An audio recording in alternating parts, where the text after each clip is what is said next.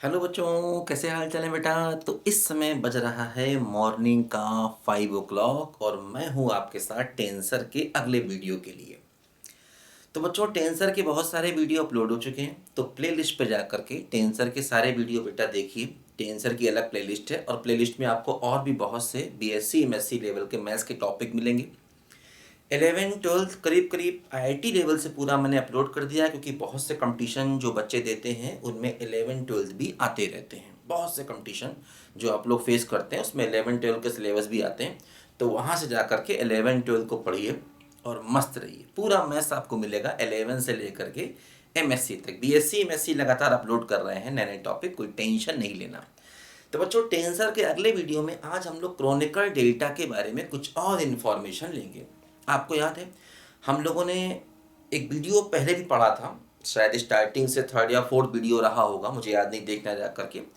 Chronicle delta के बारे में हम लोगों ने कुछ इन्फॉर्मेशन ली थी और उस समय हमें ये टेंसर और लॉ ऑफ ट्रांसफॉर्मेशन के बारे में नहीं मालूम था, है ना। तो मैंने बताया था क्रोनिकल डेल्टा का बेटा आगे चल के बहुत ज़्यादा यूज़ होगा। तो अब हम देखो क्रोनिकल डेल्टा के एक और इम्पॉर्टेंट पार्ट पर आ गए हैं। हम लोगों ने पिछले वीडियो में कोशेंट लॉ पढ़ा था।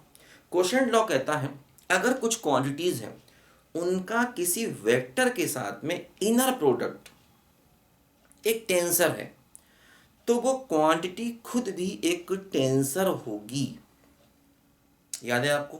तो इसलिए बेटा पिछले वीडियोस पढ़ना बहुत ज़रूरी है, क्योंकि कोर्स काफ़ी आगे आ गया। स्टार्टिंग से पढ़िए, मैं गारंटी देता हूँ सब कुछ समझ में आएगा। टेंसर में ऐसा कुछ भी नहीं जो समझ में ना आए, सब कुछ समझ में आएगा और सिलेबस लगातार आगे बढ़ रहा है। तो देखो बच्चों, आज हम लोगों को ये शो करना है कि शो दैट क्रोनिकल डेल्टा, है ना, क्रोनिकल डेल्टा, ठीक है। क्रोनिकल डेल्टा जिसका देखो इस टाइप का ये सिंबल हुआ करता था, ऐसे करके ये इसका सिंबल हुआ करता था, याद है आपको। Show that chronicle delta is a mixed tensor of rank 2 का ये एक मिक्स्ड टेंसर है। मिक्स्ड टेंसर का मतलब समझते हो, मतलब इसमें एक पार्ट कंट्रावेरिएंट है, एक पार्ट कोवेरिएंट, तभी कुल मिला के रैंक कितनी हो गई 2। और ये सब बातें बेटा आपके लिए नई नहीं हैं, ये सब बातें आप बहुत बार पढ़ चुके हैं, ठीक है।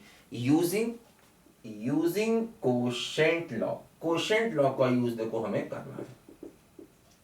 यूजिंग कोशेंट लॉ का बच्चों यूज करके हमको बताना है कि कोनिकल डेल्टा एक मिक्स्ड टेंसर होगा रैंक 2 का, ठीक है। अच्छा, एक बात देखो, एक तो ये प्रूव करनी है और दूसरी बात देखो ये प्रूव करनी है कि शो दैट क्रोनिकल डेल्टा, ठीक है, has same components in every system. मतलब हर एक सिस्टम में इसके कंपोनेंट सेम हैं। सिस्टम मतलब लॉ ऑफ ट्रांसफॉर्मेशन। जब आप एक सिस्टम x1 x2 x3 से x-1 x-2 x-3 में जाते हैं तो कह रहे हैं कि कंपोनेंट नहीं बदलेंगे। मतलब जैसे एक सिस्टम में अगर इसका एक कंपोनेंट डेल्टा डैश आई जे है और दूसरे सिस्टम में डेल्टा आई जे है, तो दोनों की वैल्यू सेम रहेगी। जैसे हमें याद है टेंसर में करते थे कि ए डैश आई जे, है ना, मतलब ये इनवेरिएंट रहेगा। ऐसी चीज़ों को इनवेरिएंट कहते हैं जो सिस्टम के चेंज करने से नहीं चेंज होती, एक सिस्टम से दूसरे सिस्टम में जाने में जो चेंज नहीं होती हैं। तो ये दो बातें बेटा हमें प्रूव करनी यहाँ पर है। देखो, कोई भी चीज़ टेंसर है या नहीं है ये कैसे मालूम चलता है? ये तब मालूम पड़ता है जब उसका लॉ ऑफ ट्रांसफॉर्मेशन लिखते हैं, है ना, ये बात ध्यान दो। अदरवाइज वो नहीं मालूम चलता है कि वो टेंसर है कि नहीं, जब वो लॉ ऑफ ट्रांसफॉर्मेशन को फॉलो करेगी, या हम कहें कि देखो भैया ये लॉ ऑफ ट्रांसफॉर्मेशन को फॉलो कर रही है, या तो सवाल में बताया जाए कि देखो ये लॉ ऑफ ट्रांसफॉर्मेशन को फॉलो कर। लॉ ऑफ ट्रांसफॉर्मेशन का मतलब वही लिखने का तरीका, ए डैश आई जे करके जो हम लिखते हैं, डेल्टा एक्स डैश आई जे, इस टाइप की चीज़ें, कुछ ऊपर कुछ नीचे लिखते हैं, है ना। कंट्रावेरिएंट वाले जो हमारे वेरिएबल होते हैं वो ऊपर आते हैं, कोवेरिएंट वाले नीचे आते हैं, ये सब मैंने बताया आपको, ठीक है ना। तो जब इस लॉ को फॉलो करती हैं कोई चीज़ें तभी हम कहते हैं कि भाई ये टेंसर है। अदरवाइज कैसे पता है टेंसर है, जब तक वो हमको ना बताए। भाई ये तो दो चीज़ें हैं, सवाल में कह दे कि ये एक टेंसर है तो हम जान लेंगे ये टेंसर है और लॉ ऑफ ट्रांसफॉर्मेशन लिख देंगे। और अगर हमें किसी दूसरे तरीकों से ये मिल जाए कि देखो ये लॉ ऑफ ट्रांसफॉर्मेशन को फॉलो कर रहा है, तो हम कह देंगे ये टेंसर है। तो वही चीज क्रोनिकल डेल्टा के साथ में। अभी तक हम लोगों ने क्रोनिकल डेल्टा को वन सिस्टम में पढ़ा था कि एक सिस्टम में क्रोनिकल डेल्टा को हम कैसे डील करते हैं, ये हम लोगों ने पढ़ा था खाली एक ही सिस्टम में। मतलब ऐसे एक्स हमने वेरिएबल लिया तो खाली एक्स वेरिएबल लिया था। अब जब हम सिस्टम को बदलेंगे और देखेंगे chronicle delta law of transformation को फॉलो कर रहा है, तो हम समझे कि यार ये तो टेंसर निकला। तो एग्जैक्टली वही चीज क्रोनिकल डेल्टा के साथ में है। देखो कोशेंट लॉ क्या कहता है, कोशेंट लॉ कहता है कि अगर आपने कोई क्वांटिटी ली, देखो जैसे कि क्या होता है मैं बताता हूँ और अच्छे से। देखो क्या होता है, क्रोनिकल डेल्टा की कुछ प्रॉपर्टी जो हमने पहले पढ़ी थी। देखो एक प्रॉपर्टी तो हम लोगों ने ये पढ़ी थी कि डेल्टा आई जे की वैल्यू, डेल्टा आई जे की दो वैल्यू हुआ करती थी। ये 1 था अगर आई बराबर जे था, और ये 0 था अगर आई नॉट इक्वल टू जे था। एक प्रॉपर्टी तो हम लोगों ने क्रोनिकल डेल्टा की पहले ये पढ़ी थी बच्चों।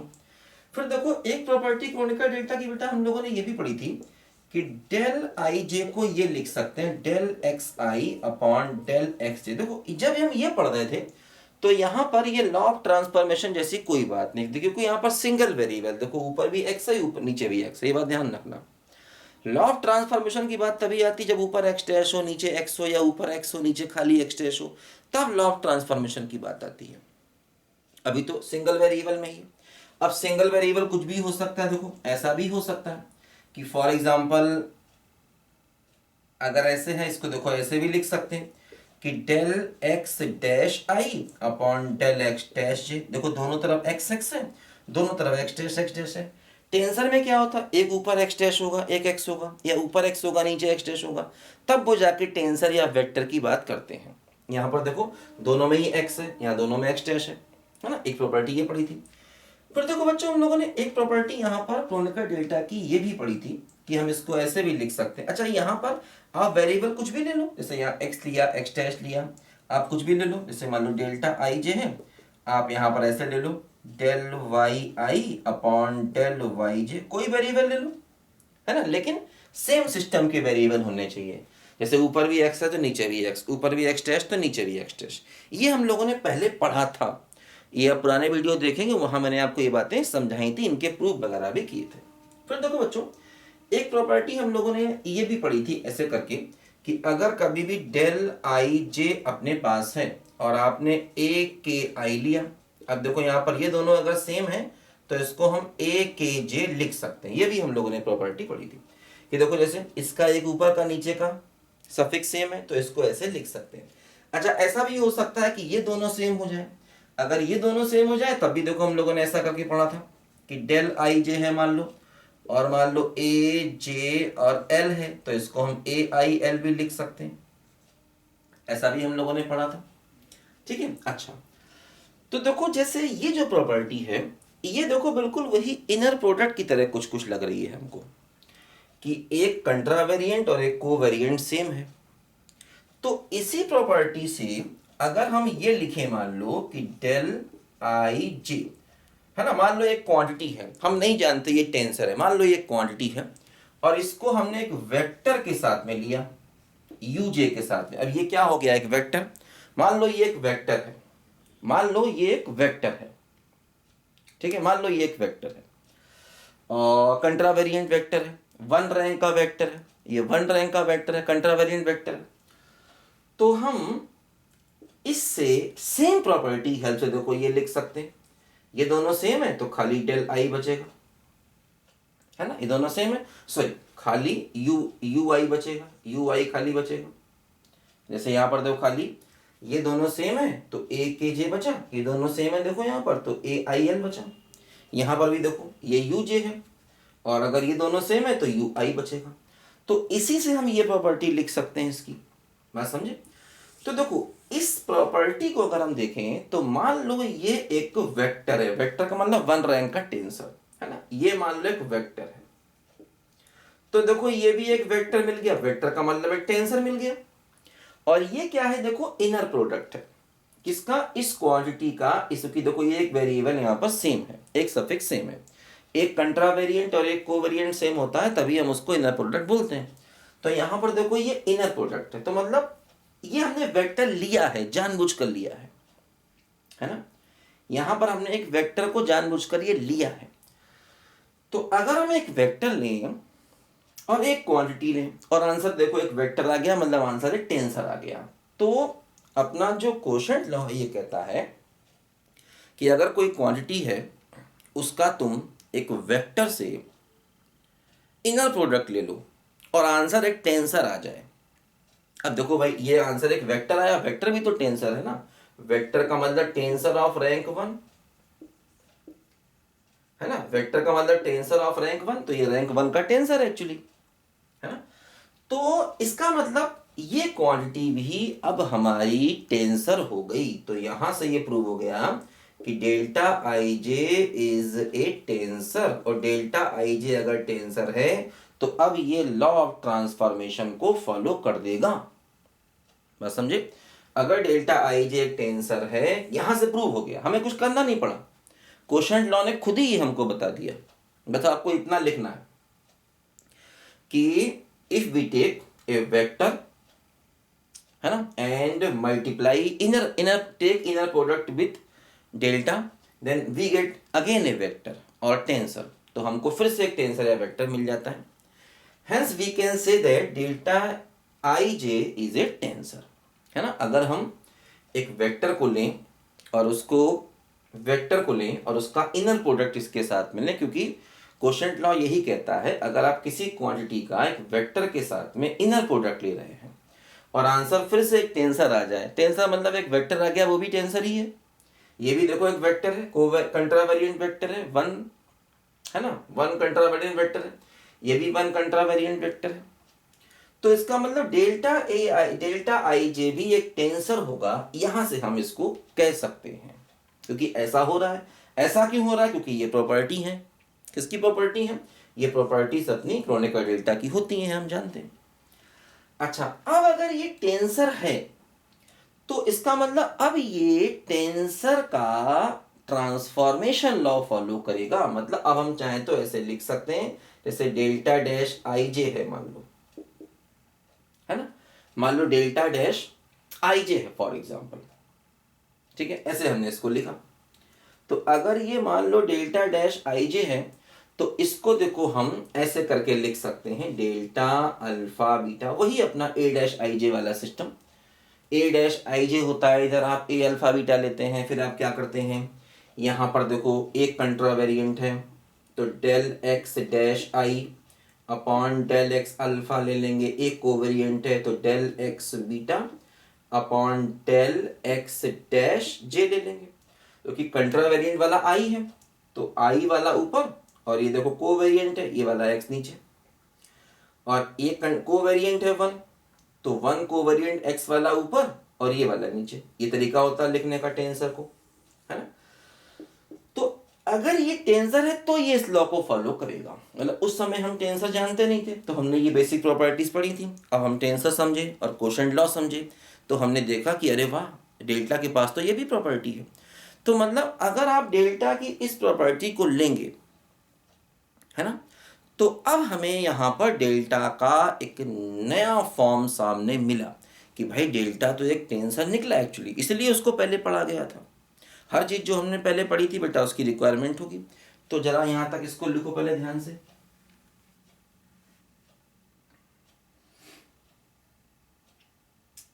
ठीक है। अच्छा, अब देखो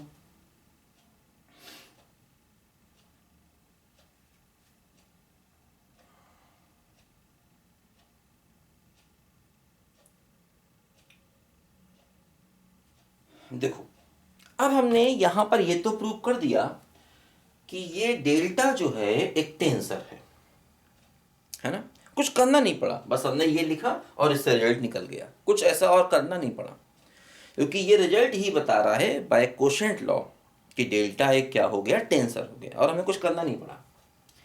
अब देखो सेकंड जो करना है कि डेल्टा के कंपोनेंट सेम होंगे हर एक सिस्टम में, ठीक है। डेल्टा के कंपोनेंट सेम होंगे हर एक सिस्टम में। देखो अब इसको प्रूव करने के लिए हम डेल्टा की ये टेंसर वाली प्रॉपर्टी का यूज करते हैं, है ना, कि अब हम समझ गए हैं कि क्रोनिकल डेल्टा एक मिक्स्ड टेंसर है। तो अब हम उसकी प्रॉपर्टी को यूज करके इस बात को शो करेंगे।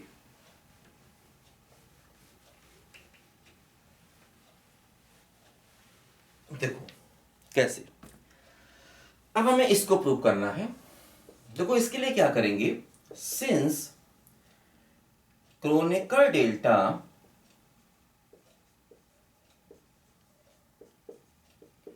इज ए मिक्स्ड टेंसर, क्योंकि ये एक मिक्स्ड टेंसर है तो इसलिए देखो हम ऐसे लिख सकते हैं। हमें ये शो करना है कि ये एक सिस्टम में कंपोनेंट है डैश वाला और ये दूसरे सिस्टम में कंपोनेंट है ना। ये एक सिस्टम में कंपोनेंट है, ये दूसरे सिस्टम में कंपोनेंट है। तो एक कंपोनेंट को दूसरे कंपोनेंट में हमें ट्रांसफर करना है और वैल्यू नहीं बदलेगी, है ना। ये बात यहां पर हमको देखनी है। देखो ध्यान दो, अब जैसे हमने यहां लिखा डेल्टा डैश आई जे, तो इसको हम लिख सकते हैं alpha beta, delta alpha beta लिखो। और फिर यहां पर देखो एक ये है एक्स डैश आई लिखो अपॉन ये डेल एक्स अल्फा लिखो, ये यहां पर लिखो डेल एक्स बीटा और अपॉन डेल एक्स डैश जी। ऐसे यहां पर देखो हम लिख सकते हैं क्योंकि ये एक मिक्स्ड टेंसर है रैंक 2 का, ठीक है। अच्छा अब देखो बच्चों, डेल्टा अल्फा बीटा की वैल्यू, वही डेल्टा की प्रॉपर्टी से डेल्टा अल्फा बीटा की वैल्यू क्या लिख सकते हैं, del X alpha upon del X beta. भाई ये प्रॉपर्टी तो नहीं बदलेंगी ना उसकी। यहां ध्यान रखना सेम वेरिएबल है दोनों तरफ, ये बात ध्यान रखना, दोनों तरफ वेरिएबल कैसा है, सेम है, ये बात नहीं भूलना, ठीक है। बात समझे ना, हाँ ये बात नहीं भूलना। ऊपर मुझे सेम वेरिएबल, यहां पर देखो ये हुआ लॉ ऑफ ट्रांसफॉर्मेशन और यहीं से मालूम पड़ रहा है ये एक टेंसर है। कोई भी चीज जब इस तरीके से लिख पाए तभी हम समझेंगे कि वो टेंसर है, नहीं तो नहीं, है ना। बस ये तरीका अगर फॉलो हो जाए किसी भी क्वांटिटी में तब हम समझेंगे कि ये टेंसर है।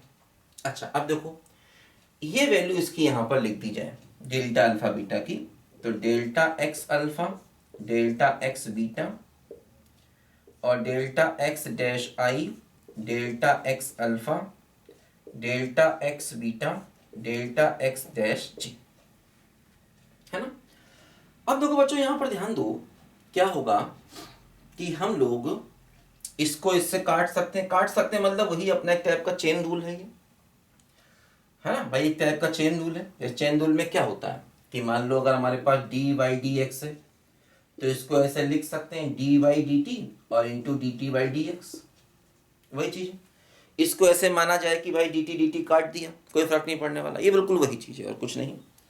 तो मतलब ये बात पहले ही बता चुका हूं, तो इसको ऐसे लिख सकते हैं del X dash I, del X beta, ये कैंसिल हो गया और ये बच गया डेल एक्स बीटा और डेल एक्स डैश जी। अब देखो फिर वही बीटा बीटा भी कैंसिल हो जाएगा, वही चेन रूल लगा दो, तो क्या बचेगा डेल एक्स डैश आई, ठीक है, और upon del X dash G. अब देखो ये आ गया और इसका मतलब ही क्या हो गया समझो, इसका मतलब ही हम लिख सकते हैं डेल आई जी, क्योंकि देखो इसमें ऊपर नीचे जो वेरिएबल है ना वो सेम है, ऊपर नीचे जो वेरिएबल है ना वो सेम है इसमें, इसलिए ऐसा हम लिख सकते हैं। बस समझे। तो मतलब ये एक सिस्टम का कंपोनेंट है, ये दूसरे सिस्टम का कंपोनेंट है और दोनों कंपोनेंट देखो यहां पर सेम आ गए, है ना। मतलब लॉ ऑफ ट्रांसफॉर्मेशन से कंपोनेंट का जो मैग्नीट्यूड है उस पर फर्क नहीं पड़ा। मतलब अगर हम इसको लेकर चलेंगे तो हमें आंसर अपने आप ही देखो यही मिल जाएगा, है ना। एक सिस्टम का कंपोनेंट, जैसे कि मान लो ये एक सिस्टम में कंपोनेंट है आई जे और करस्पॉन्डिंग कंपोनेंट है दूसरे सिस्टम में, तो इसकी वैल्यू पर कोई फर्क नहीं पड़ेगा। मतलब अगर आप लॉ ऑफ ट्रांसफॉर्मेशन से जाते भी हैं तो उसकी हेल्थ पर, उसकी वैल्यू पर कोई फर्क नहीं पड़ने वाला, है ना। मतलब उसका आंसर सेम मिल जाएगा, है ना। एक सिस्टम में अगर कुछ उसका वैल्यू है कंपोनेंट का, तो दूसरे सिस्टम में भी उसकी वैल्यू वही रहेगी, है ना। ये बात यहां पर ध्यान रखो। हालांकि वो टेंसर है, तो टेंसर जो है वो अपने कंपोनेंट बदलता है। भाई लॉ ऑफ ट्रांसफॉर्मेशन का मतलब ही ये है कि टेंसर की वैल्यू चेंज होगी कुछ ना कुछ। एक सिस्टम से दूसरे सिस्टम में जाएगा तो उसकी वैल्यू बदलेगी। इस समय आपको बता चुका हूँ, पहले भी इस समय आपको करके दिखा चुका हूँ कि कैसे एक सिस्टम से दूसरे सिस्टम में जाने पर वैल्यू बदलती है। कैसे हम कार्टीजन से पोलर में गए थे तो वैल्यू को बदली, कि वही हम समझ सकते हैं। कैसे हम 3D में कार्टीजन से स्फेरिकल कोऑर्डिनेट पे गए थे तो वैल्यू देखो कैसे बदली थी। ये सब मैं आपको वीडियो करके दिखा चुका हूँ पहले, कि क्रोनिकल डेल्टा मतलब टेंसर में एक सिस्टम से दूसरे सिस्टम में जाने पर कंपोनेंट चेंज होते हैं। तो यहाँ पर देखो कंपोनेंट चेंज नहीं हुए, ये इनवेरिएंट है, यहाँ से ये बात प्रूव होती है। ठीक है बच्चों, तो यही मुझे यहाँ पर शो करना था। तो देखो क्वेश्चन ला के ये एप्लीकेशन है और ये इंपॉर्टेंट है। अभी हम लोग और भी क्वेश्चन से काफ़ी ज़्यादा करेंगे, कोई टेंशन मत लेना, होता रहेगा अच्छे से, कोई दिक्कत नहीं होगी, सब हो जाएगा, परेशान मत होइए। ठीक है, वीक में 2 या 3 वीडियोस तो मैं देता ही देता हूँ हर टॉपिक के, कम से कम। ठीक है बच्चों, चलिए बेटा मिलते हैं अगले वीडियो में, तब तक के लिए बाय बाय।